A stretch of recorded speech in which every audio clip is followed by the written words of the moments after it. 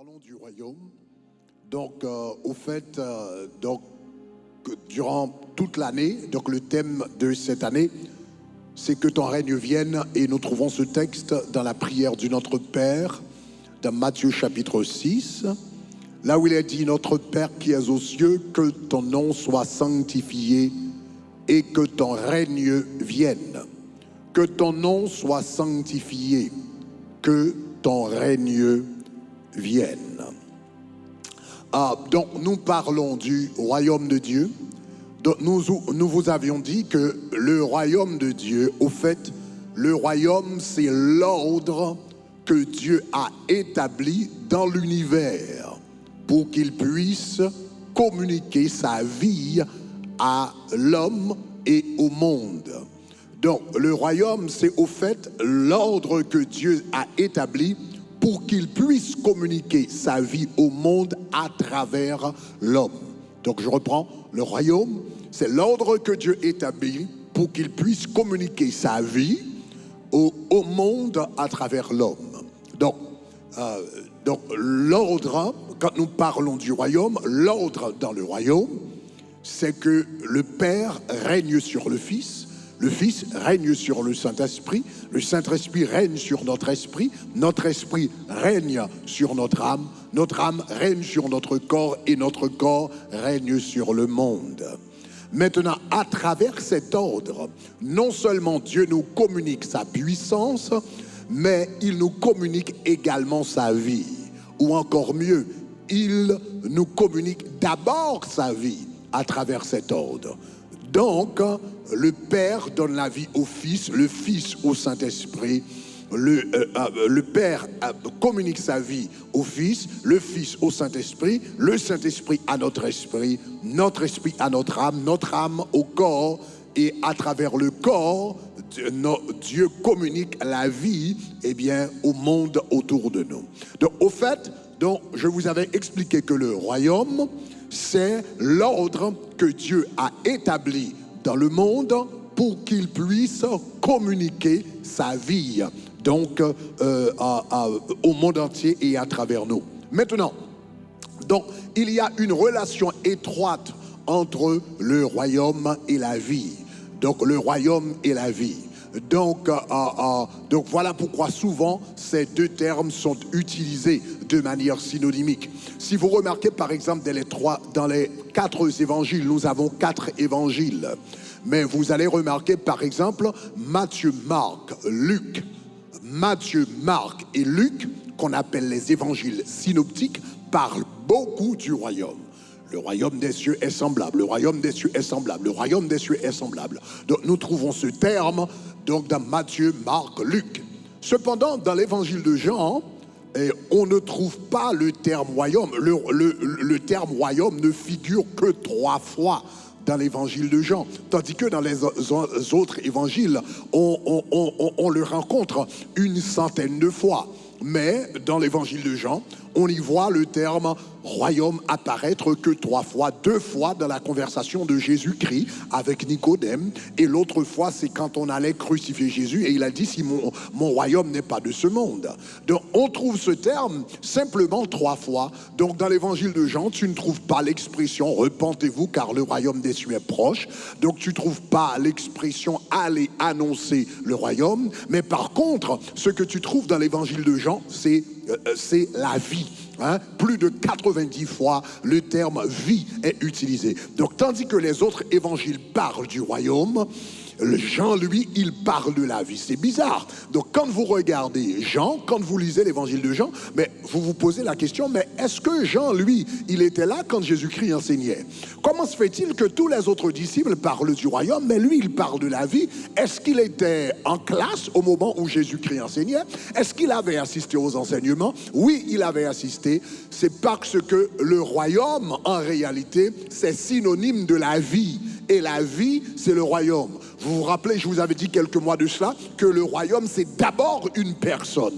Et quand cette personne rentre dans ta vie, en toi, il t'apporte sa vie. Donc le royaume, c'est d'abord une personne. Jésus avait dit, si je chasse les démons par le Saint-Esprit, alors le royaume est venu. Donc le royaume, c'est la personne du Saint-Esprit, c'est la personne de Dieu. Et quand il rentre en toi, il apporte sa vie. Donc voilà pourquoi, dans la Bible, le royaume est synonyme de la vie éternelle.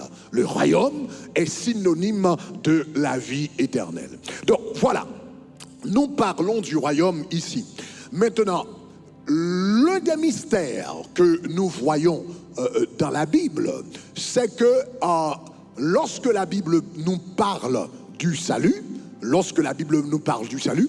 la Bible nous parle du salut en 3 temps. Donc nous voyons que le salut nous est présenté en 3 temps dans la Bible. Premièrement, le salut nous est présenté comme un phénomène passé. Et ça, c'est très important parce que je me rappelle quand j'étais jeune, mes collègues et moi avions l'habitude, donc il y avait vraiment une grande discussion au sujet du temps du royaume. Donc, est-ce que nous sommes déjà sauvés? Est-ce que nous serons sauvés dans le futur, etc., etc. Donc on débattait beaucoup ce sujet-là. Est-ce que le salut nous est déjà donné ou bien est-ce que le salut nous sera donné? La réalité, c'est que les deux, c'est pas l'un ou l'autre, au fait, c'est les deux.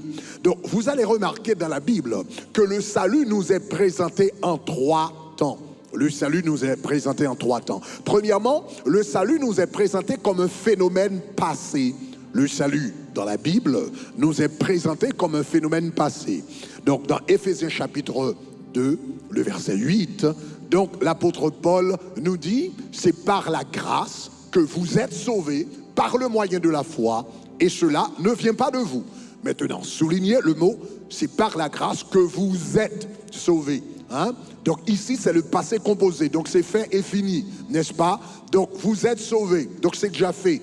Dans le terme original grec, c'est le parfait qui est utilisé ici. Le temps utilisé ici, c'est le parfait. Cela veut dire quelque chose qui est déjà fait.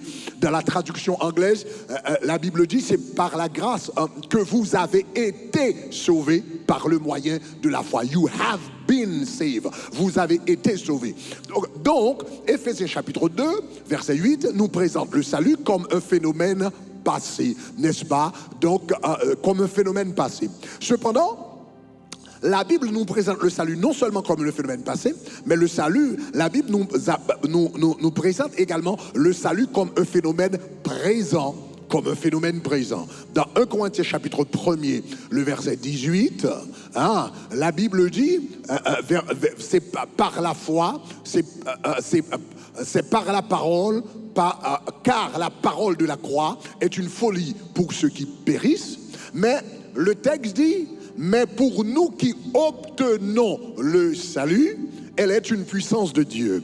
Pour nous qui obtenons, ça c'est le présent, c'est une puissance de Dieu. La version anglaise dit for us who are being saved. Pour nous qui sommes en train d'être sauvés, c'est la puissance de Dieu. Donc voilà, le salut est présenté comme un phénomène passé dans la Bible, dans Éphésiens chapitre 2 verset 8, mais le salut nous est présenté également comme un phénomène présent. Donc nous obtenons le salut. Nous sommes en train d'être sauvés, comme dit le texte original. Et le salut nous est présenté également comme un phénomène futur. Donc quand vous lisez par exemple dans Matthieu chapitre 10, le verset 22, le mot salut utilisé c'est maintenant, c'est au futur. La Bible dit, vous serez haïs de tous à cause de mon nom, mais la Bible dit, celui qui persévérera jusqu'à la fin sera sauvé. Éphésiens 2:8 nous dit, nous sommes sauvés. 1 Corinthiens 1:18 dit, nous sommes en train d'être sauvés. Et Matthieu 10:22 dit, nous serons sauvés. Maintenant, donc cela veut dire, donc le salut nous est présenté en 3 temps dans la Bible. Donc le royaume, donc vous allez comprendre qu'on rentre on ne rentre pas dans le royaume une fois pour toutes. Donc vous allez vous rendre compte que entrer dans le royaume de Dieu, c'est un processus. Vous êtes déjà entré dans le royaume, vous rentrez dans le royaume chaque jour, et il y a un jour qui viendra où vous rentrerez dans le royaume. Donc tu es déjà dans le royaume, tu rentres dans le royaume chaque jour, et tu rentreras dans le royaume dans le futur. Au fait, c'est les trois. Et nous allons regarder ces trois aspects de très très près. Maintenant, pourquoi le salut nous est présenté en trois temps? L'accès au royaume nous est présenté en trois temps. Parce que la mort, vous vous rappelez, la perte du royaume, ce n'était pas quelque chose qui s'était passé instantanément. La perte du royaume, c'était un processus, n'est-ce pas? Vous vous rappelez quand Dieu a parlé à Adam, dans Genèse chapitre 2, verset 17, donc il lui a donné le jardin, il lui a dit tu peux manger de tous les arbres du jardin, mais tu ne mangeras pas à l'arbre qui est au milieu du jardin. Et Dieu a dit, mais si tu manges de l'arbre de la connaissance du bien et du mal, mais tu ne mangeras pas de l'arbre de la connaissance du bien et du mal, car le jour où tu mangeras, tu mourras. Le jour où tu mangeras, tu mourras. Dieu avait dit à Adam, le jour qu'il mangera de l'arbre de la connaissance du bien et du mal, il mourra. Maintenant, le jour où Adam a mangé de l'arbre, il n'est pas tombé mort. Donc est-ce que Dieu a menti? Non, non. Ce jour-là, il a expérimenté la mort. Mais la mort s'est introduite dans la vie d'Adam en trois temps. En trois temps. La mort s'est introduite en trois temps. Vous vous rappelez la semaine dernière, je vous avais dit que la mort signifie séparation d'abord. N'est-ce pas? Donc séparation d'avec Dieu. Donc le fils, l'enfant prodigue, quand il était séparé de son père, la Bible dit quand il est revenu à la maison, le père a dit mon fils qui était mort est revenu à la vie. Donc il n'était pas mort physiquement, mais il était séparé du père. Donc cela s'appelle la mort. La mort, c'est la séparation d'abord. Donc Dieu avait dit le jour où tu mangeras, tu mourras. Donc cela veut dire ce jour-là, Adam a expérimenté la mort dans son esprit. Il n'a pas expérimenté la mort dans le corps. D'abord, il a expérimenté la mort dans son esprit. Ce jour-là, son esprit a été séparé de Dieu et il a été expulsé du jardin d'Éden. Donc cela veut dire, donc la mort s'est installée progressivement dans la vie de l'homme. Je reprends, la mort s'est installée progressivement. Et donc, la mort veut dire également la perte du royaume. Parce que le royaume, c'est quoi? Le royaume, n'est-ce pas? C'est la vie que Dieu, c'est l'ordre que Dieu a établi pour qu'il puisse nous communiquer sa vie. Maintenant, du moment qu'il y a la mort, cela veut dire que tu perds le royaume. Parce que le royaume, dans son essence, c'est la présence de Dieu. Donc, du moment il est séparé de Dieu, donc il perd le royaume. Mais vous allez remarquer que la mort, ou encore la perte du royaume, a été faite de manière progressive. Donc Adam, le jour où il a péché contre Dieu, donc il a été séparé de Dieu. Donc voilà, la mort s'est installée dans son esprit. Donc premièrement, Adam a expérimenté la mort dans son esprit. Et deuxièmement, maintenant, il va expérimenter la mort dans son âme. Il va expérimenter la mort dans l'âme. La mort dans l'âme veut dire quoi? Maintenant, son esprit est séparé de Dieu. Deuxièmement, nous allons voir la mort manifestée dans l'âme. Maintenant, par la présence de certaines émotions négatives. Donc, par exemple, avant la chute d'Adam, il ne connaissait pas la peur. Mais la Bible dit, le moment où il a mangé du fruit défendu, il a désobéi à Dieu. La Bible dit, ce moment-là, la Bible dit, et il a expérimenté la peur. Donc, il a expérimenté la honte, premièrement. Il a vu sa nudité. Il a expérimenté la honte. Il a expérimenté la peur. Et il a expérimenté la culpabilité. Mais Adam n'avait pas vraiment la connaissance. Il ne connaissait pas ses émotions négatives lorsqu'il était en communion avec Dieu, lorsqu'il vivait selon les principes du royaume et lorsque le royaume était présent dans son âme. Il n'y avait pas la peur, il n'y avait pas la culpabilité, il n'y avait pas la honte. Tout cela s'est installé quand il a perdu le royaume. Donc voilà pourquoi quand le royaume est restauré, eh bien la joie est restaurée, la paix est restaurée, n'est-ce pas, la confiance est restaurée. Donc voilà pourquoi l'apôtre Paul va dire, le royaume de Dieu, ce n'est pas le manger et le boire, mais c'est la justice, la joie, la paix par le Saint-Esprit. Le royaume, c'est la justice, c'est la paix, c'est la droit par le Saint-Esprit. Quand le royaume de Dieu se manifeste dans ton âme, ce royaume se manifeste par la paix, par la joie, par la justice. Ça, c'est le royaume dans l'âme. Donc Adam a premièrement perdu le royaume dans son esprit parce qu'il n'a plus de contact avec Dieu, il est séparé de Dieu, il perd sa communion, donc cela veut dire son esprit a été séparé de Dieu. Deuxièmement, cette mort va se manifester dans son âme à travers la peur, la culpabilité et la honte, et plus tard, cette mort va se manifester dans son corps. Ça a pris 990 ans, n'est-ce pas, pour Adam? Donc ça a pris 990 ans, mais dans Genèse chapitre 5, la Bible dit « Et Adam est mort ». Il est mort à 990 ans. Quand la Bible nous dit la mort, Adam est mort, il était déjà mort, son esprit était déjà mort, son âme était déjà morte. Maintenant, à 990 ans, il a expérimenté la mort dans son corps. Donc la mort, c'était un processus. La mort, c'était un processus. La mort s'est installée progressivement dans la vie de l'homme. La perte du royaume, c'était pas un événement instantané.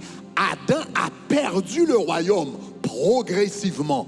Il a perdu le royaume premièrement dans son esprit d'abord, quand la présence de Dieu donc s'est enfuie de lui. Ça, c'est la première chose. Deuxièmement, il a expérimenté la perte du royaume dans son âme. Il a perdu la joie, la paix, la justice. Il a perdu ça dans son âme. Et il va perdre le royaume dans son corps, parce que la maladie maintenant va pouvoir affecter son corps. Donc voilà pourquoi Adam est mort en 3 temps. Et voilà pourquoi Dieu, maintenant, quand tu comprends que la mort s'est installée dans l'homme en 3 temps, quand tu comprends que le royaume, l'homme l'a perdu en 3 temps, donc tu vas comprendre maintenant pourquoi la restauration du royaume se fait également en 3 temps. Pourquoi le salut également s'obtient en 3 temps. Donc l'homme a perdu le royaume premièrement dans son esprit, deuxièmement dans son âme et troisièmement dans son corps. Quand Dieu vient maintenant pour restaurer le royaume, il restaure le royaume premièrement dans ton esprit, deuxièmement dans ton âme et troisièmement dans ton corps. Donc voilà pourquoi la Bible nous présente le mot salut en 3 temps. Le salut au passé, le salut au présent et le salut au futur. Donc ce ne sont pas des contradictions. Donc ce sont les différentes étapes de la restauration du royaume à travers le salut en Jésus-Christ. Donc maintenant, le royaume d'abord. Donc Dieu restaure le royaume, rétablit le royaume d'abord dans ton esprit. Adam avait perdu le royaume premièrement dans son esprit. Donc Dieu rétablit le royaume premièrement dans ton esprit. Comment est-ce qu'il rétablit le royaume dans ton esprit? Par la régénération de l'homme intérieur. Par la régénération de l'homme intérieur. Regardez quand Jésus-Christ parlait à Nicodème dans Jean chapitre 3, les versets 5 et 6. Jean chapitre 3, versets 5 et 6. La Bible dit, Jésus répondit à Nicodème, en vérité, je te le dis, si un homme ne naît d'eau et d'esprit, il ne peut entrer dans le royaume de Dieu. Et regardez le prochain verset, et la Bible dit, celui qui est né de la chair est chair, et celui qui est né de l'esprit est esprit. Donc comment est-ce que tu rentres dans le royaume? Tu rentres dans le royaume par la régénération de ton esprit, par la nouvelle naissance de ton esprit. Donc Il faut que ton esprit soit né de nouveau. Quand la Bible dit, donc il faut que tu, Nicodème, il faut que tu naisses de nouveau. Hein? Il ne parlait pas d'abord du corps et même de l'âme, mais il parlait de l'homme intérieur, de l'esprit. Donc, il faut que tu naisses de nouveau, Nicodème. Donc, voilà. Ça, c'est la première chose. Donc, Dieu rétablit le royaume dans ton esprit. Cela veut dire le jour où tu as entendu l'évangile du salut, quelqu'un avait prêché à la radio ou à la télévision, où tu avais assisté à un service, et puis il y avait une parole qui t'avait touché, il y avait une chanson, comme ça a été mon cas, qui t'avait touché, et tu es venu par devant, et tu as dit, Seigneur, je te donne ma vie, je reconnais que je suis un pécheur, j'ai fait ce qui est mal à tes yeux, mais aujourd'hui, Seigneur, je te donne ma vie, je m'abandonne à toi, etc. Le jour où tu as accepté Jésus-Christ comme ton sauveur personnel, tu es entré dans le royaume. Tu es entré dans le royaume, dans le passé. Donc, qu'est-ce que ça veut dire, tu es entré dans le royaume? Ton esprit qui a été régénéré instantanément, immédiatement, en ce moment même, ton esprit est entré dans le royaume. Donc là où tu es maintenant, ton esprit est déjà entré dans le royaume. Ton esprit vit déjà les réalités du royaume. Donc l'esprit est déjà rentré dans le royaume. Mais par contre, l'âme est d'entrer dans le royaume. L'esprit est déjà entré, mais l'âme est en train d'entrer dans le royaume. L'âme n'est pas totalement dans le royaume. Voilà pourquoi tes pensées, tu as des pensées bizarres, tu as des émotions bizarres, parfois tu fais des réactions bizarres, parce que au niveau de l'âme, ça rentre dans le royaume. Ton esprit est déjà sauvé, mais ton âme est en train d'être sauvée. Ton esprit est déjà entré dans le royaume, mais ton âme est en train d'entrer dans le royaume. Donc comment est-ce que Dieu fait entrer ton âme dans le royaume? Par le renouvellement de ton esprit, par le renouvellement de ta pensée. Remarquez ce que la Bible dit. Il y a un verset dans la Bible, je ne sais pas si vous prenez vraiment le sens de ce verset. Je vais vous faire lire ce verset en deux langues, n'est-ce pas? Premièrement, deux versions. Premièrement, nous allons lire ce verset dans la version que la majorité d'entre vous donc connaissez par cœur. Matthieu chapitre 3, verset 2. La Bible dit, repentez-vous, repentez-vous, car le royaume des cieux est proche. Repentez-vous. Donc, pour entrer dans le royaume, il faut la repentance. Mais la question, c'est quoi la repentance? C'est quoi la repentance? Le mot repentance en français, c'est le mot métanoïa en grec. Métanoïa. Ça veut dire quoi? Méta en grec signifie changer ou bien changement. Noia signifie penser, signifie idée. Donc, cela veut dire métanoïa. Cela veut dire changer votre manière de penser. Changez votre manière de réfléchir. Changez votre manière d'agir. Donc voilà pourquoi la Bible dit, ne vous conformez pas au siècle présent, mais soyez transformés. Comment? Par le renouvellement de l'intelligence. Donc voilà pourquoi vous voyez maintenant, quand ta pensée change, quand ta manière de penser change, tout change dans ton âme. Parce que dans ton âme, il y a l'intellect, l'émotion, les émotions, la volonté. Intellect, émotion, volonté. Mais l'intellect, c'est le chauffeur de l'âme. C'est le chauffeur de l'âme. C'est le guide de l'âme. Donc quand ta pensée change, tes émotions changent, et tes actions également changent. Les décisions que tu prends, ça change. Mais ça commence d'abord par le changement de la pensée. Donc voilà pourquoi Jésus dit métanoïa. Changez d'avis, changez de votre manière de penser, car le royaume des cieux est proche. Il y a une autre traduction. Dans Matthieu chapitre 3, verset 2, ça dit 8 secondes dit, repentez-vous car le royaume des cieux est proche. Mais la Bible en français courant, remarquez ce que la Bible dit en français courant, changez de comportement. Ah, voilà comment est-ce qu'on rentre dans le royaume. Changez de comportement, car le royaume des cieux s'est approché. Donc voilà. Donc ton esprit est déjà entré dans le royaume. Mais ton âme rentre dans le royaume chaque jour. Comment est-ce que ton âme rentre dans le royaume? À travers la parole de Dieu. Soyez transformés par le renouvellement de l'intelligence. Cela veut dire maintenant, quand tes pensées changent, ton comportement change, ta vie change. Donc cela veut dire, à chaque matin, l'une des choses sur lesquelles nous mettons beaucoup d'emphase dans la parole aujourd'hui, au tabernacle de gloire, c'est votre moment de prière personnelle le matin, qu'on appelle dévotion, votre moment de dévotion. Pourquoi c'est important? Parce que le jour où tu as accepté Jésus-Christ, tu es entré dans le royaume. Mais ça ne suffit pas que ton esprit rentre dans le royaume. Il faut que ton âme rentre également dans le royaume. Mais comment est-ce que ton âme rentre dans le royaume? À travers un changement de comportement, à travers un changement de vie. Donc voilà pourquoi le texte dit changer de comportement car le royaume s'est approché. Donc pour que ton âme puisse expérimenter la puissance du royaume, donc il faut que ton comportement change. Mais qu'est-ce qui te permet de changer de comportement? Tes pensées. La Bible dit un homme est comme les pensées de son âme.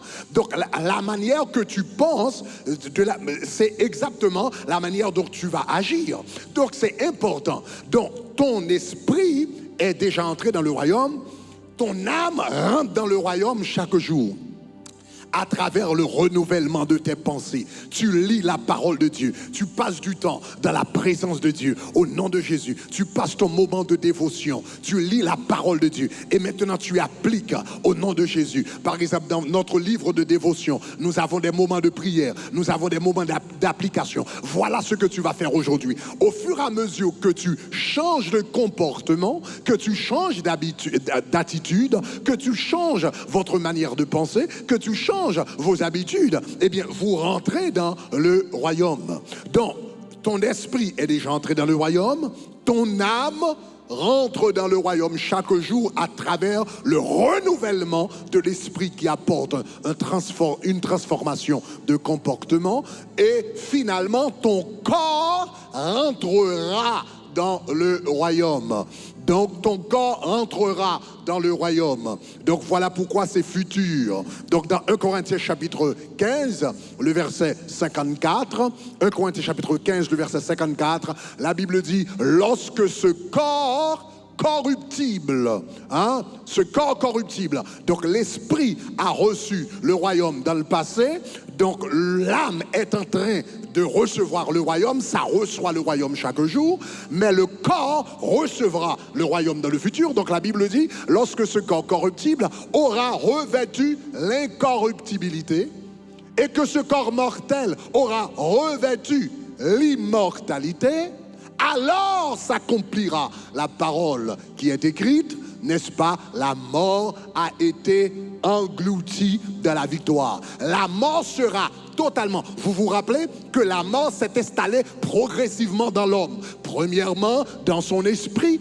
deuxièmement, dans son âme, et troisièmement, dans son corps. La Bible nous dit, maintenant, quand tu acceptes Jésus-Christ, ton esprit revient à la vie. Maintenant, à travers le renouvellement de l'esprit, la vie de Dieu rentre dans ton âme, et maintenant, dans le futur, le corps expérimentera la vie de Dieu. Donc voilà pourquoi la Bible dit, ce corps corruptible doit revêtir l'incorruptibilité, et ce corps mortel doit prendre l'immortalité. Alors s'accomplira la promesse que la mort sera engloutie. En d'autres termes, la mort n'est pas engloutie une fois pour toutes. La mort n'a pas été engloutie instantanément. La mort s'est installée progressivement, et Dieu également expulse la mort. Dieu engloutit la mort progressivement. Premièrement dans l'esprit, deuxièmement dans l'âme, chaque jour, à travers la sanctification et le renouvellement de la pensée, et troisièmement dans le futur, donc dans le corps. Alléluia, ce corps expérimentera, n'est-ce pas, donc expérimentera le royaume dans le futur. Par contre, il est vrai que le corps expérimentera pleinement le royaume dans le futur. Ton corps expérimentera pleinement le royaume dans le futur. Mais gloire à Dieu, Dieu nous donne, mais par contre Dieu nous donne un avant-goût ou encore nous donne des avant-goûts du royaume. Dieu, le corps expérimentera le royaume pleinement dans le futur. Mais Dieu ne nous laisse pas à sec. Il nous donne des avant-goûts du futur. Comment? À travers la puissance du Saint-Esprit, il nous donne un avant-goût des puissances de la réalité future. Donc vous allez voir, donc par exemple, donc dans l'Épître aux Hébreux, n'est-ce pas? Nous avons un verset, le verset de l'Épître aux Hébreux, vous pouvez le mettre, intéressant en ce sens. Dans Épître aux Hébreux chapitre 6, le verset 4, la Bible dit, il est impossible que ceux qui ont été une fois éclairés, et remarquez, qui ont goûté le don céleste et qui ont eu part au Saint-Esprit, etc., et qui ont goûté à la bonne parole, et remarquez cela, à la bonne parole de Dieu et les puissances du siècle à venir. La Bible parle du Saint-Esprit, le verset d'avant parle du Saint-Esprit, et le texte dit, ces gens ont touché, ces gens ont goûté aux puissances du siècle à venir. Ils ont goûté les puissances du siècle à venir. Cela veut dire ton corps expérimentera le royaume dans le futur, mais dans le présent, par le Saint-Esprit, tu peux déjà goûter à ce que ton corps vivra dans l'éternité. Ce que ton corps vivra dans l'éternité, tu peux déjà avoir un avant-goût de cela. Mais comment est-ce que tu reçois cet avant-goût? Tu reçois cet avant-goût par la puissance du Saint-Esprit à travers ce qu'on appelle la guérison, à travers ce qu'on appelle la délivrance. Donc vous allez remarquer dans Romains chapitre 8, le verset 11, voilà pourquoi il est dit dans Romains chapitre 8, verset 11, si l'esprit de celui qui a ressuscité Jésus d'entre les morts habite en vous, celui qui a ressuscité Christ d'entre les morts viendra aussi, rendra aussi la vie à vos corps mortels par son esprit qui habite en vous. Donc cela veut dire, il y a un jour qui viendra où ton corps corruptible expérimentera la pleine puissance du royaume, et ce corps corruptible sera revêtu de l'incorruptibilité. Ce corps mortel sera revêtu de l'immortalité, mais ça c'est le futur. Mais entre-temps, qu'est-ce que Dieu fait? Dieu nous donne un avant-goût des puissances à venir à travers le Saint-Esprit. Comment est-ce qu'il le fait? Le Saint-Esprit, Dieu, par le Saint-Esprit, donne la vie au corps mortel. Donc qu'est-ce que cela? Ce texte-là fait allusion à la guérison divine. À la guérison divine. En d'autres termes, à chaque fois une personne expérimente une guérison, reçoit une guérison divine, c'est un avant-goût du royaume, c'est un avant-goût de la puissance du royaume, c'est un avant-goût de la réalité du royaume que cette personne reçoit, ou bien que cette personne a expérimenté. Donc chaque fois une personne, donc cela veut dire quoi? Cela veut dire quand quelqu'un est malade, il est venu dans la présence de Dieu et Dieu l'a touché, cela prophétise le temps qui viendra où il n'y aura plus de maladie dans ce monde. Chaque fois qu'il y a une personne donc, qui est tourmentée par un démon, qui est opprimée par un démon, qui est enchaînée par un démon, il vient dans la présence de Dieu et elle vient dans la présence de Dieu, elle est libérée comme nous avions vu hier soir et avant-hier soir, etc. Ça c'est la puissance du royaume qui est en train de se manifester. C'est une prophétie que viendra un temps où les démons n'existeront plus. Il viendra un temps où les hommes ne seront plus tourmentés par les puissances des ténèbres. Nous sommes en train d'expérimenter, de goûter les puissances du siècle à venir. Donc le royaume se manifestera pleinement dans le futur, mais déjà Dieu nous donne des avant-goûts du royaume par la puissance du Saint-Esprit. Alléluia.